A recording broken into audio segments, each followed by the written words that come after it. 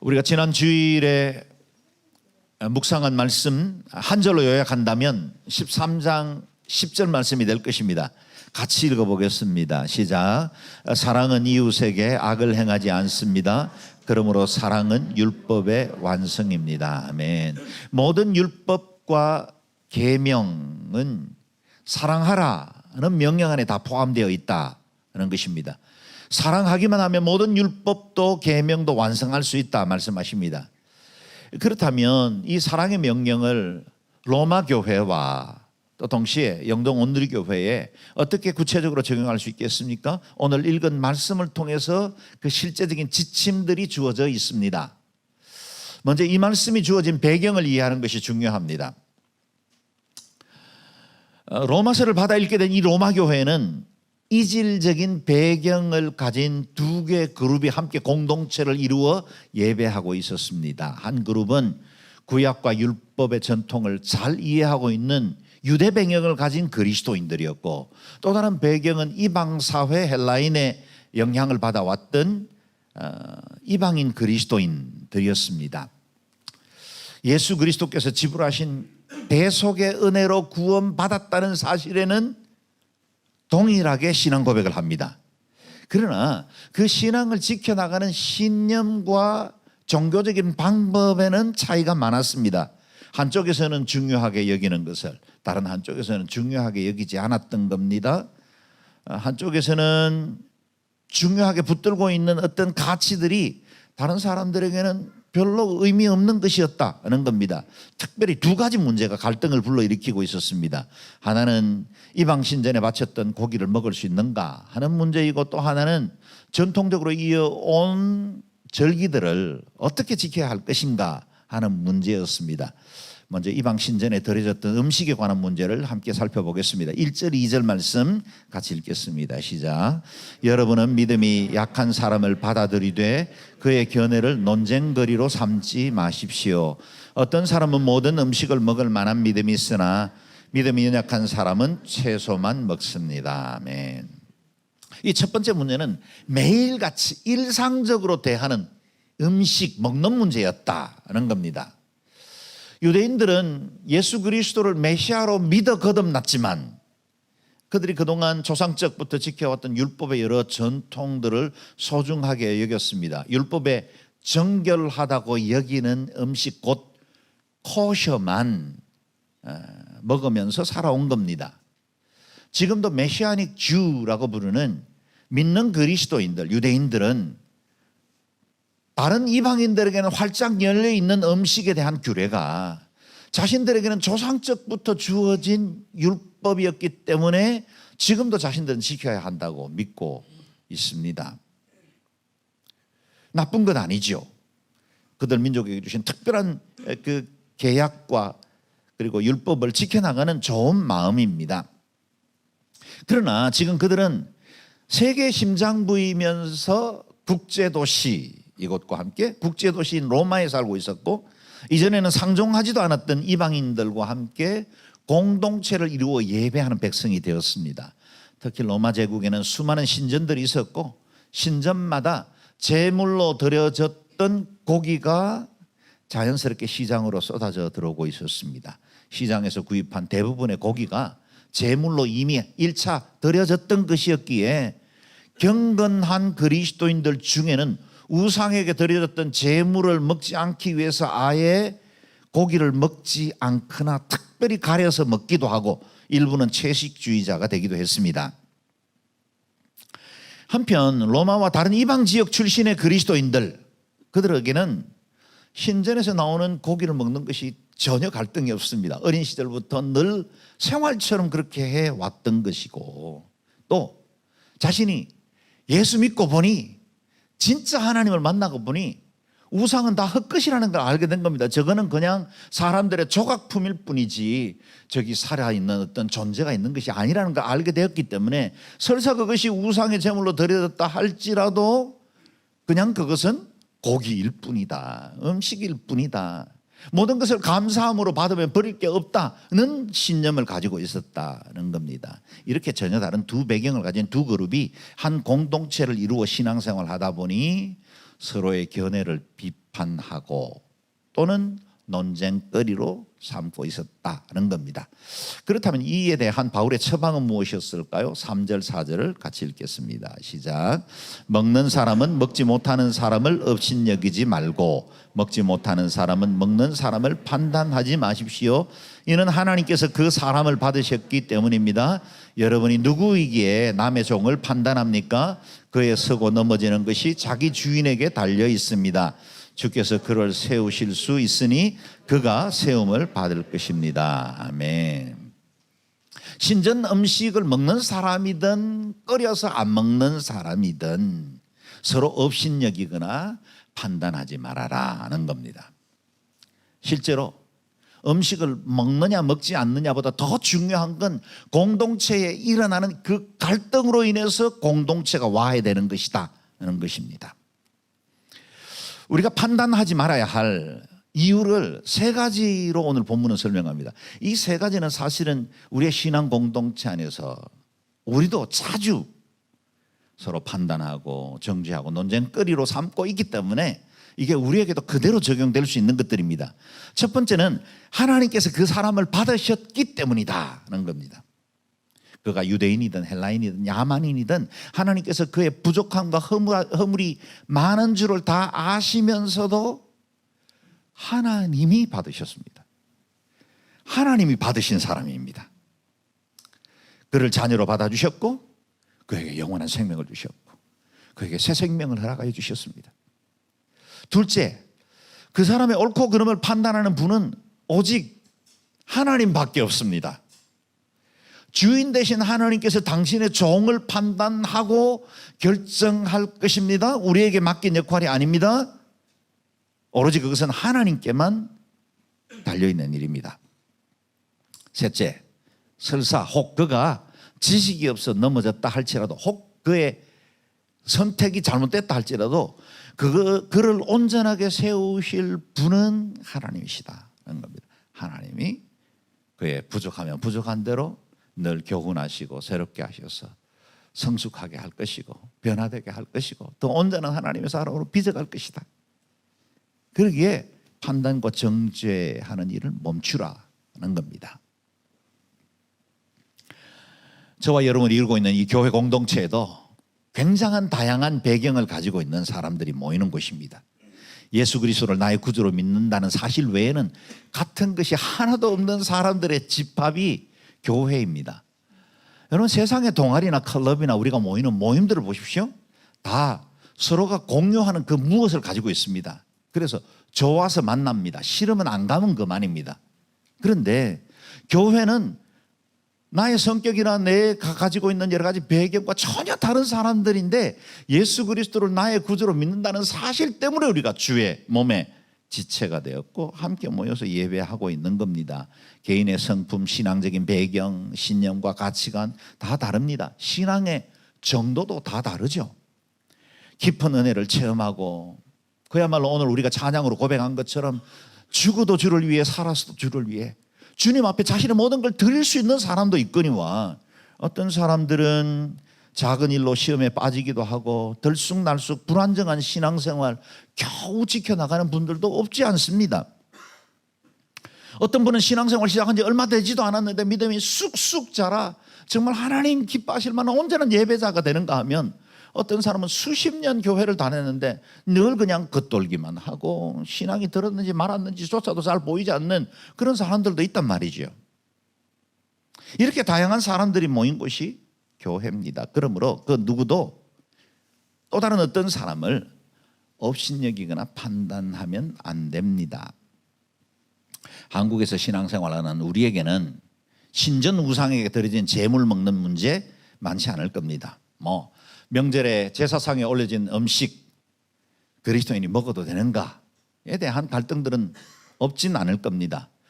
등산 가다가 절에서 식사 대접을 받았는데 그 밥 먹어도 되나? 절밥? 그런 고민 한두 번쯤 해보기는 했을 겁니다. 그러나 만약 여러분에게 이것이 단지 음식일 뿐이라고 여겨지거든 맛있게 잡수십시오. 그냥 드시면 됩니다. 그러나 만약 여러분에게 영적인 그 어떤 것 가족들이 마음에 거리끼거든 들지 마십시오. 자유입니다. 그냥 우리의 신념대로 하시면 됩니다. 그 누구도 판단할 수 없습니다. 단지 혹 누군가가 나의 행동을 보고 시험에 빠지거나 그리스도인 공동체에 대해서 나쁜 판단을 할 수 있는 상황이 되거든. 그때는 나의 양심이 아니라 그의 양심을 따라 결정하는 것이 옳습니다. 내가 우상에게 드려진 재물을 먹는 걸 보고 누군가가 시험에 빠진다면 나는 평생 고기를 먹지 않겠다고 고백했던 바울과 같이, 그런데 내가 가족들이 다 모인 곳에서 제사상을 받았는데 저는 그리스도인이기 때문에 마음이 꺼림직해서 먹지 않겠습니다. 그랬을 때 믿지 않는 친인척들이 이걸 보고 예수쟁이들, 저렇게 자기들의 독선에서 움직인다. 만약 그렇게 해서 오히려 복음에 저해가 된다면 여러분 조금 깨림직해도 그냥 드십시오. 음식은 음식일 뿐입니다. 단지 우리가 이 원칙만 바로 지키면 됩니다. 유명한 말씀이죠. 여러분은 먹든지 마시든지 무엇을 행하든지 이 모든 것을 하나님의 영광을 위해 하십시오. 음식 문제뿐만 아니라 모든 부분에 적용할 수 있는 말씀이죠. 한편 모든 음식을 먹을 수 있는 사람이 성숙한 사람입니까? 아니면 특별히 구별해서 우상에게 드려진 음식을 먹지 않는 사람이 성숙한 사람일까요? 아마 서로 자신의 신념이 옳다고 여기고 있었기 때문에 각자 서로가 자신이 좋은 믿음을 가지고 있다고 여길 겁니다. 그래서 갈등이 생기는 것 아니겠어요? 그렇다면 약한 자를 받으라고 오늘 말씀하시는데 누가 약한 자를 받을까요? 내 믿음이 강하다고 생각하는 사람입니다. 두 사람이 부부가 침대에 누웠는데 미처 불을 끄지 않고 누웠네요. 누가 불 끌까요? 가까이 있는 사람? 아니요, 더 사랑하는 사람이 불 끄는 겁니다. 서로 강하다고 믿음을, 내가 가지고 있는 신념이 중요하다고 여기고 있습니다. 그런데 우리가 더 약한 사람을 받을 수 있는 그 사람은 누굴까요? 더 많이 사랑하는 사람입니다. 내가 더 믿음이 준비되었고 내가 더 하나님 앞에 내 신념을 잘 지키고 있기 때문에 나는 그 사람을 그대로 받겠다, 이런 태도가 중요하다는 것입니다. 이는 하나님께서 그 사람을 받으셨기 때문입니다. 그래서 나도 받아야만 합니다. 음식에 대해 어떤 신념을 가졌든지 신앙의 정도가 어느 수준이든지 모두 하나님의 자녀입니다. 다 함께 머리 대신 예수 그리스도의 지체를 이룬 사람들입니다. 그러므로 서로 판단하지 않고 사랑으로 받아주라 하십니다. 사랑한다면 기다려주고 품어주고 허물을 덮어주게 되어 있습니다. 사랑한다면 그에게 자유를 줄 겁니다. 내가 가지고 있는 어떤 신념으로 그 사람을 속박하거나 그에게 강제로 규정을 지키라고 요구하지 않게 될 겁니다. 자유를 존중하게 되어 있습니다. 저는 우리 성도들이 서로를 잘 받아주는 성숙한 사람들이 되기를 바랍니다. 로마 교회의 두 그룹 사이에 존재하는 두 번째 문제는 절기의 문제였습니다. 5절 말씀을 같이 읽겠습니다. 시작. 어떤 사람은 이 날을 저날보다 중요하게 생각하고 어떤 사람은 모든 날이 똑같다고 생각합니다. 각자 자기 마음에 확신을 가지십시오. 아멘. 예수 그리스도를 믿게 된 로마의 유대인 중에는 개종한 후에도 율법에 정한 여러 절기들을 잘 지켜야 한다고 믿고 있었습니다. 특별히 유대 3대 절기라 하는 유월절, 칠칠절, 그리고 초막절, 이름은 다르게 수장절 다르게 부를 수 있겠죠. 이런 것들을 반드시 지켜야 한다고 생각했습니다. 특별히 갈등이 일어난 부분들은 안식일에 대한 이해였을 겁니다.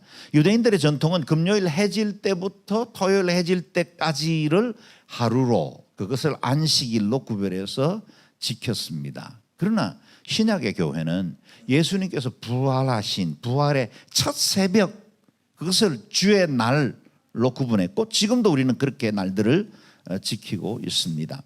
당연히 유대인들은 지금까지 지켜왔던 시간을 중요하게 여겼을 것이고 이방인 그리스도인들은 모든 날들이 똑같으니 특정 날과 시간에 얽매이지 않고 하나님께 바른 예배, 온전한 예배를 드리는 것이 중요하다고 주장했을 겁니다. 바울은 어떤 대답을 주었을까요?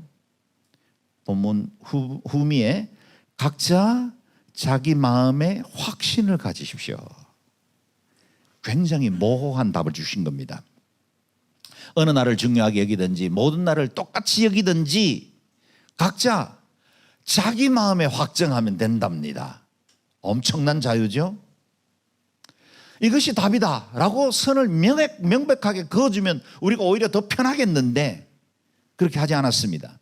자기 마음에 정하면 된다는 말씀의 의미는 때나 절기, 시간 그게 중요한 게 아니다, 그런 의미를 포함합니다.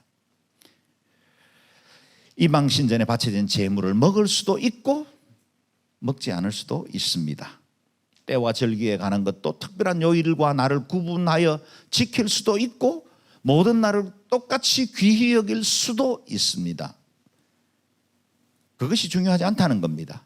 중요한 것은 각자 마음에 정한 대로 하나님께 예배하고 영과 진리로 온전한 예배자가 되는 것이 중요하다는 겁니다.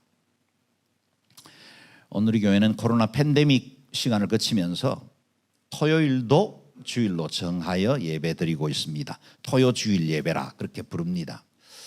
물론 개척 중인 우리 온누리 교회는 아직 성도들이 그렇게 많지 않기 때문에 우리가 얼마간의 유예 시간을 얻어서 토요 예배를 시작하지 않고 일요주일 예배만 지금 드리고 있습니다. 아마도 새로운 예배당에 장소의 한계들을 만날 수 있겠고 공간의 한계를 만날 때 우리가 다시 토요주일 예배를 드릴 수도 있겠습니다. 그러나 이것은 공간의 부족 때문에 토요일을 늘린 게 아니라 오늘 말씀에 근거해서 모든 날들이 하나님께 드리는 날이고 하나님께 속한 날이기 때문에 우리가 어느 날 정하여 예배하는 것 괜찮다는 우리의 신앙적 고백 때문입니다. 우리가 토요 예배를 시작할 때 좀 어떤 그동안 주일 성수를 목숨같이 여겨왔던 믿음의 선배들에게는 낯설어 보이는 그런 일이기도 할 겁니다. 안식교도 아니고 이단인 하나님의 교회, 그 좋은 이름을 안상홍 정인회가 빼앗아가 버렸어요. 하나님의 교회도 아닌데 왜 온누리 교회가 토요일 날 예배를 주일로 드립니까? 성도들도 잘 이해 못하는 분들도 없지 않았습니다. 그러나 우리는 개혁교회 전통을 따르고 있고 종교개혁자 존 칼빈도 기독교 강요에서 우리가 특정한 날을 정하여 예배하는 것은 중요하지 않다. 어느 날이든 일주일에 하루를 하나님 앞에 구별하여 드리는 것이 중요하다. 그래서 그날 온전한 예배자로 드리는 것이 중요하다라고 강조했습니다. 우리가 하나님 앞에 하루를 구별해 진정으로 드릴 수 있는가가 어떤 특정한 날보다 중요하다는 겁니다. 우리 해외 온누리 교회 중에는 아부다비 온누리 교회가 있죠. 아부다비 온누리 교회는 이슬람 국가 안에 있는 교회이기 때문에 금요일에 예배를 드립니다. 그들이 금요일을 공휴일로 정하여 지키기 때문에 성도들이 많이 모일 수 있는, 당연히 그곳에서 이민자의 직장 생활을 하는 분들이 쉴 수 있는 날을 모여서 예배를 드리는 겁니다. 금요일 예배 드리는 건 잘못된 건가요? 그렇지는 않죠. 지금 우리가 예배하는 이 시간은 제 딸이 살고 있는 로스앤젤레스는 늦은 오후입니다.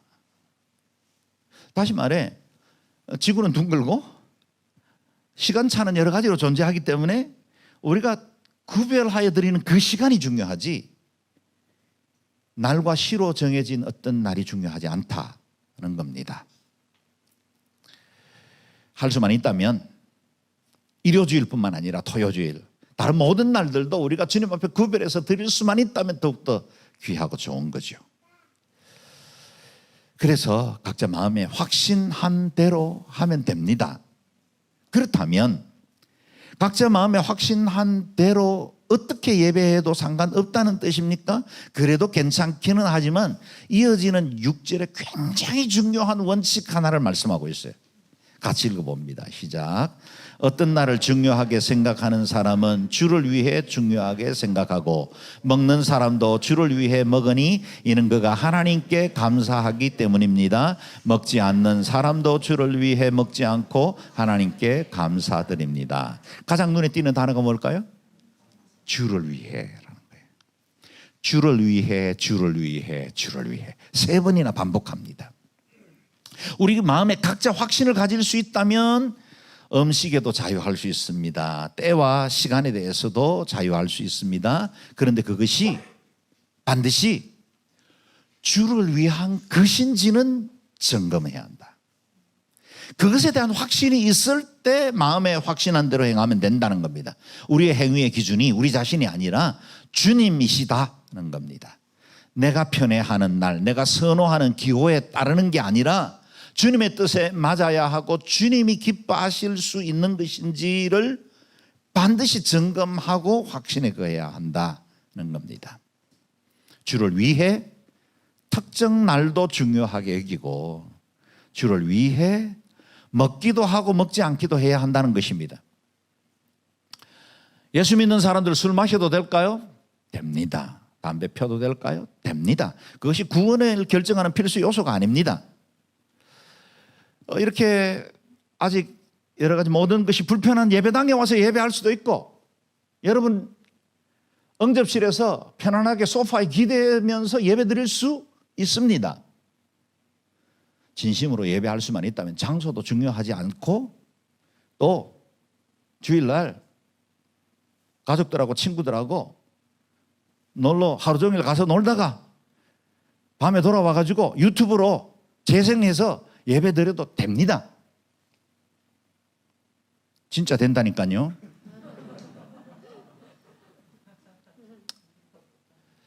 그래도 된다고 각자 마음에 확신을 가지기 전에 이거는 물으라는 거예요. 이것이 정말 주를 위한 것인가, 이것이 진짜 주님께 영광이 되고 주님을 위한 것인가를 묻고 난 이후에 내 행동의 자유함을 결정하라는 겁니다. 주를 위한 결정인가, 나를 위한 결정인가를 점검하고 확실한 답을 얻어야 합니다. 우리 일상의 음식도 예배 방법과 시간과 이 모든 것들도 분별의 기준이 자신이 아니라 주님께 두어야 한다는 겁니다. 우리가 최소한의 것을 주님께 드리자는 겁니다. 그렇다면 주를 위한 것인지 아닌지를 어떻게 알 수 있을까요? 7절에서 9절 말씀이 판단합니다. 같이 읽어봅니다. 시작.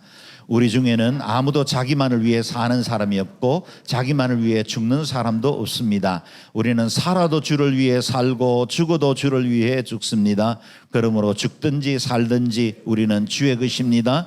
이를 위해 그리스도께서 죽었다가 다시 살아나셨으니 이는 죽은 사람과 산 사람의 주가 되시기 위함이었습니다. 아멘.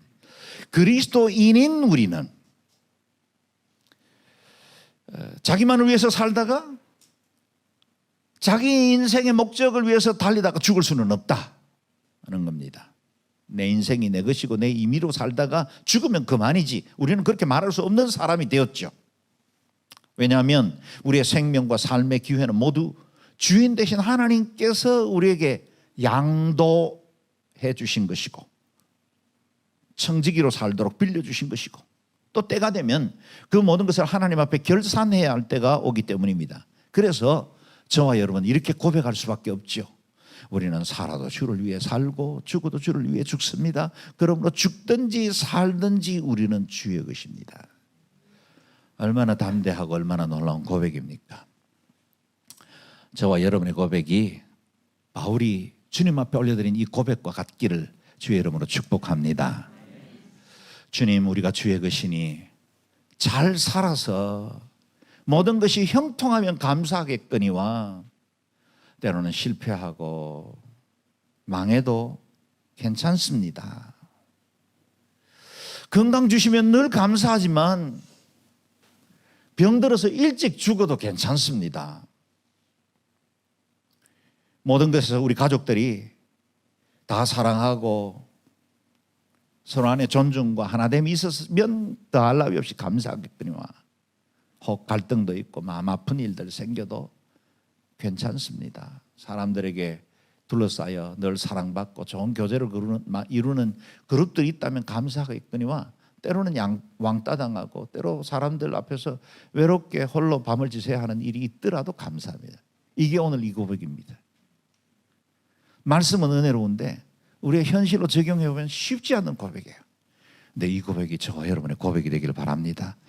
우리는 살아도 죽어도 그리스도를 위해서 살고 죽습니다. 왜냐하면 죽든지 살든지 우리가 주의 것이기 때문입니다. 그리스도께서 죽었다가 다시 살아나셨고 죽은 사람과 산 사람의 주가 되셨기 때문에 저와 여러분은 이 고백이 가능하게 된 것입니다. 살아있을 때 우리는 주님과 동행합니다. 동시에 또한 죽어도 우리는 주님과 함께 할 것입니다. 그러므로 이 땅의 일들과 육체에 너무 많은 공 들이지 마시기를 바랍니다. 너무 공 많이 들이지 마세요. 장막과 같아서 곧 낡아질 것이고 무너질 것들, 영원하지 않는 것들, 그것에 너무 많은 애정과 미련을 두지 마십시오. 있으면 감사합니다. 그러나 없어도 괜찮습니다. 우리에게는 영원하신 예수님이 계십니다. 우리는 하늘나라 천국 소망을 가지고 있기 때문에 땅에 잠시 있는 동안 내가 무엇을 위해서 살아야 할지, 내 모든 행위와 우리의 삶의 일거수일투족이 어디에 기준을 두어야 할지 늘 결정하고 살아야 한다는 겁니다. 그러므로 우리는 서로에 대한 판단도 조심해야 합니다. 10절에서 12절 말씀 읽겠습니다. 시작. 그런데 그들은 왜 그대의 형제를 판단합니까? 왜 그대의 형제를 업신여깁니까? 우리가 모두 하나님의 심판대 앞에 설 텐데 말입니다. 기록되기를 주께서 말씀하시기를 내가 살아있으니 모든 무릎이 내 앞에 꿇을 것이요 모든 혀가 하나님 앞에 찬양할 것이다 라고 했습니다. 이와 같이 우리가 각각 자기의 일을 하나님께 사실대로 말씀드릴 것입니다. 아멘. 우리가 다른 성도들에 대해서 판단하거나 업신여기지 말아야 할 이유가 분명하게 있습니다. 두 가지를 말하고 있는데요. 첫째는 그들이 우리들의 형제이기 때문이다. 남이 아니다. 가족이다. 누군가를 비난하고 무시하는 것은 곧 나를 그렇게 대하는 것이다. 누워서 침 뱉기다. 우리 형제다는 겁니다. 둘째는 그 형제들이나 나 자신이나 하나님의 심판대 앞에 서게 될 것이기 때문이다는 겁니다. 우리는 심판할 권세가 없습니다. 하나님께서 그 선악관에 그에 대한 판단도 할 것이고 나에 대한 판단도 하실 것입니다. 내 비판과 정죄하는 일 유보하셔야 합니다. 하나님께 속한 이 권세를 내가 나서서 하려고 하면 안 됩니다. 동시에 나도 그 심판대 앞에서 우리 형제들에 대해서 어떻게 판단했는지 판단받게 될 것이기 때문에 더욱더 두려워해야 합니다. 어느 멀지 않는 시간에 우리가 각각 자기의 일을 하나님께 사실대로 말씀드릴 때가 온다는 사실을 기억해야 합니다. 그러므로 이 예배실을 나가기 전에 저와 여러분이 결심할 것이 있습니다. 13절 읽겠습니다. 시작. 그러므로 우리가 이제부터는 서로 남을 판단하지 맙시다. 형제 앞에 걸림돌이나 장애물을 두지 않기로 결심하십시오. 아멘. 우리가 판단하고 있는 그는 하나님께서 자신의 독생자 예수 그리스도를 내어주시기까지 사랑한 사람입니다. 여러분, 대통령이 특별하게 여기고 있는 사람이라면 다른 정치가들 함부로 못하잖아요. 뭐 윤핵관 뭐 어쩌고 저쩌고 그러잖아요. 우리 하나님이 특별하게 여기는 사람이에요. 우리 각 사람들은 하나님께서 그 아들 예수 그리스도를 지불하시기까지 사랑한 사람입니다. 하나님 그렇게 사랑하셨고 받아주셨고 귀하게 여기셨다면 우리가 무엇이 간데 어느 누군가를 판단하고 정죄할 수 있겠습니까? 뿐만 아니라 하나님께서 내 눈에도 보이는 그 허물 왜 모르시겠어요? 내가 봐도 아유 저 사람 그런 생각이 드는데 하나님 왜 모르시겠어요? 중심을 살피시고 그의 모든 행위를 다 아시는 하나님이신데 그를 사랑하신 거예요. 그래도 기다려주시는 거예요. 끝까지 그를 포기하지 않으신 거예요. 그렇다면 우리가 무엇이 간데 그에 대해서 단죄하고 그에 대해서 판단할 수 있겠습니까? 얼마나 사랑하시는 자입니까? 얼마나 귀중한 사람입니까? 그런 형제를 내가 판단하거나 걸림돌이나 장애물을 두지 않는 것 옳죠. 그렇게 하지 않기로 결심하라. 오늘 본문 말씀하십니다. 저와 여러분 오늘 결심하시겠습니까? 예, 저도 쉽지 않아요. 저도 결심하겠습니다. 비록 이렇게 결심해도 또 실패할 수 있습니다. 시간이 지나면 금세 넘어지기도 하고 우리 안에 있는 이 끊임없는 교만과 이기적인 생각과 내 자기중심적인 판단이 또 다른 사람들을 정죄하려고 덤벼들 겁니다. 그래도 지금 이 시간에 결심하셔야 돼요. 내가 심판하는 하나님의 자리에 앉지 않기로 결심해야 합니다. 이제 드디어 결론에 이르게 되었습니다. 14절에서 16절 말씀 읽겠습니다. 시작. 내가 주 예수 안에서 알고 확신하는 것은 이것입니다. 무엇이든지 그 자체로 부정한 것이 없고 다만 부정하다고 여기는 그 사람에게만 부정할 것입니다. 만일 음식 문제로 여러분의 형제가 근심하게 되면 그는 더 이상 사랑을 따라 행하지 않는 것입니다. 그리스도께서 위해 죽으신 그 형제를 음식 문제로 망하게 하지 마십시오. 그러므로 여러분의 선한 것이 비방을 받지 않도록 하십시오. 아멘. 주 안에서 가진 바울의 확신을 이렇게 정리해서 말한 겁니다. 우상의 신전에 바쳐진 고기든 옛 전통을 따르는 절기든 그 자체는 부정한 것 아닙니다. 우리가 정죄하고 판단하려고 하는 그 모든 것들이 그 자체가 부정한 것이 아닐 수 있다는 거예요. 고기 그 자체는 음식일 뿐이고 모든 사람들에게 동일한 시간일 뿐입니다. 그 자체는 중립적인 것이다. 그러나 이것을 부정하다고 여기는 사람에게는 부정할 것이다 랍니다. 돈은 중립적입니다. 근데 그것을 부정하게 여기고 부정하게 사용하는 사람들에게는 악이 됩니다. 그러나 그것을 선용하고 덕을 세우는 사람들에게는 선이 됩니다. 만일 나의 비방과 판단으로 인해서 형제를 낙심하게 만들어 그리스도를 멀어지게 만든다면 그건 더 큰 잘못입니다.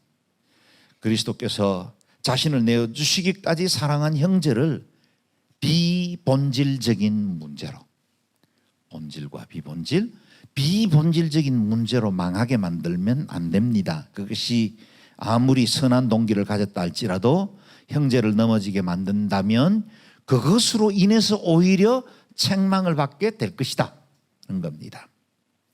그것이 술이든 담배든 미숙한 행동이든 모난 성품이든 모든 판단은 하나님께 맡깁시다. 오직 우리가 할 일은 사랑을 따라 행하십시오. 사랑을 따라 행하는 것입니다. 나도 여전히 미숙하고 허물이 있기에 중심을 살피는 하나님 앞에 늘 깨어 경성함으로 살아야 하지 않습니까? 동시에 그도 하나님 앞에서 지금 변화되고 있고 자라나고 있고 새로워지고 있습니다. 하나님의 시간, 하나님의 판단에 맡기는 것이 옳습니다. 우리는 살든지 죽든지 내 몸에서 그리스도가 존귀하게 되는 일을 위해 일평생 살아야 합니다. 함께 기도하겠습니다. 기도할 때 오늘 우리가 들은 말씀을 따라서, 읽은 말씀을 따라서 적용하며 기도하면 좋겠습니다. 하나는 우리에게도 많은 순간 판단하기도 하고 정죄하기도 하고 논쟁거리로 삼기도 합니다. 우리가 똑똑해서 그런 줄 알고 있었습니다. 나는 예리한 판단력이 있어서 그런 것으로 착각하기도 합니다. 그러나 하나님, 이 시간에 주 앞에 고백합니다. 하나님 앞에 그 심판대 앞에 설 그날을 우리가 늘 기억하고 그를 사랑하시고 용서하시고 기다리시는 그 하나님께 맡기며 우리도 판단하지 않기로 결심합니다. 우리 안에 용기를 주시고 믿음의 담대함을 허락해 주시고 이 마음 끝까지 지켜나갈 수 있도록 은택을 베풀어 주옵소서. 함께 기도하겠습니다.